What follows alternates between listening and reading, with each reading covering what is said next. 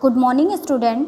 ये आपका बैंकिंग का न्यू सिलेबस है जो 30% आपका रिड्यूस हो चुका है। उस चैप्टर को हम बता देंगे और उसके बाद में 70% में हमें जो जो चीज़ें पढ़नी है उसके बारे में भी बात कर लेंगे।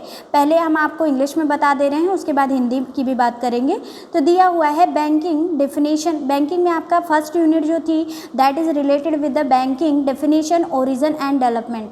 कहते हैं कि बैंकिंग की डेफिनेशन मतलब परिभाषा, ओरिजिन यानी कि उत्पत्ति और डेवलपमेंट यानी कि विकास की बात कर रहा है। ये चीज़ें हमें पढ़नी हैं। उसके बाद आपका नेक्स्ट आता था ऑर्गेनाइजेशन ऑफ बैंकिंग बिजनेस।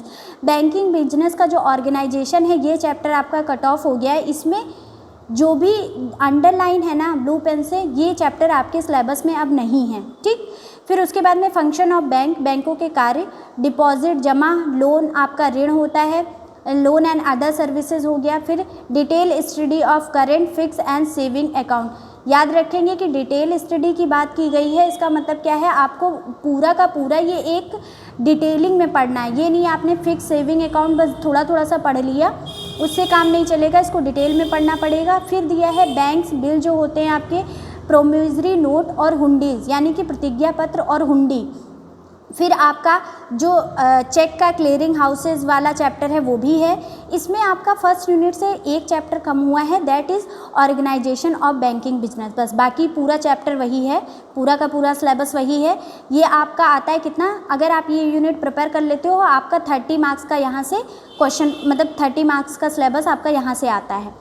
उसके बाद में हम सेकेंड यूनिट की बात करेंगे। सेकेंड यूनिट आपकी बहुत ही छोटी यूनिट थी, उसमें भी आपका सिलेबस थोड़ा कम हुआ है।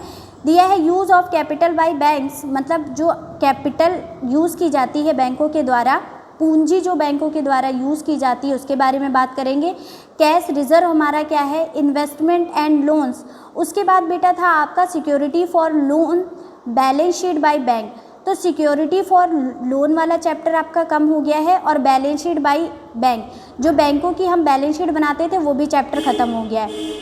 फिर फेल्योर ऑफ बैंक आपको पढ़ना है, बैंक क्राइसिस, बाकी सारा का सारा आपको पढ़ना है। क्या क्या पढ़ना है, failure of bank and bank crisis, मतलब बैंकों की जो दशा है और क्या क्या मतलब उसमें संकट आते हैं उसके बारे में बात की गई है। उसके बाद में थर्ड यूनिट, ये यूनिट आपकी 20 मार्क्स की है। अगर आप इतना प्रिपेयर कर लेते हो तो आपको यहाँ से 20 मार्क्स मिल जाते हैं। फिर उसके बाद दिया हुआ है इंडियन बैंकिंग। इंडियन बैंकिंग यानी कि भारतीय बैंकिंग जो है। तो यहाँ पे देखिए development of banking business in India, India के अंदर जो बैंकिंग बिजनेस है उसकी बात करेंगे। Economic arrangement of agriculture, industrial and commercial bank, commercial बैंकों के बारे में बात करेंगे, इंडस्ट्रियल बैंकों के बारे में बात करेंगे। फिर आपके साहूकार आते हैं, इंडिजीनियस बैंक आते हैं, corporation, credit society, chit fund, ये निधीज, गवर्नमेंट जो आपकी, ये सारे के सारे चैप्टर जो आपके पहले थे वो सारे वही हैं। आपका जो ये थर्ड यूनिट में से ख़त्म हो गया है वो है इंडियन जॉइंट स्टॉक बैंक और फॉरेन एक्सचेंज बैंक। ठीक, जॉइंट बैंक अब नहीं है आपके कोर्स में और फॉरेन एक्सचेंज बैंक आपके कोर्स में नहीं है।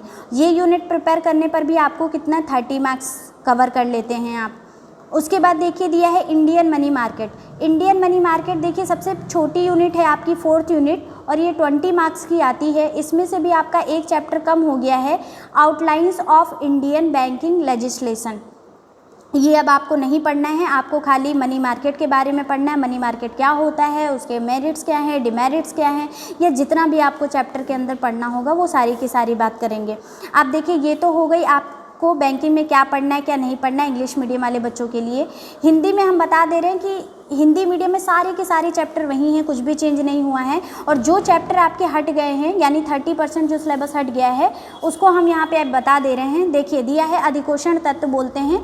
इकाई 1 की बात करेंगे तो इसमें से बैंकिंग व्यवसाय का संगठन, ये चैप्टर आपके कोर्स में अब नहीं है। उसके बाद इकाई 2 में ऋण हेतु दी जाने वाली जमानतें और बैंकों का आर्थिक चिट्ठा, ये 2 चैप्टर आपकी बुक से हटा दिए गए हैं, सिलेबस से हटा दिए गए हैं। उसके बाद में इकाई 3 की बात करेंगे, भारतीय अधिकोषण, भारतीय स्कंद बैंक और विदेशी भारतीय अधिकोषण की बात करेंगे, मतलब भारतीय बैंकिंग जो हम लोग पढ़ रहे हैं वहाँ से भारतीय स्कंद बैंक हटा दिया गया है और विदेशी विनिमय बैंक हटा दिया गया है।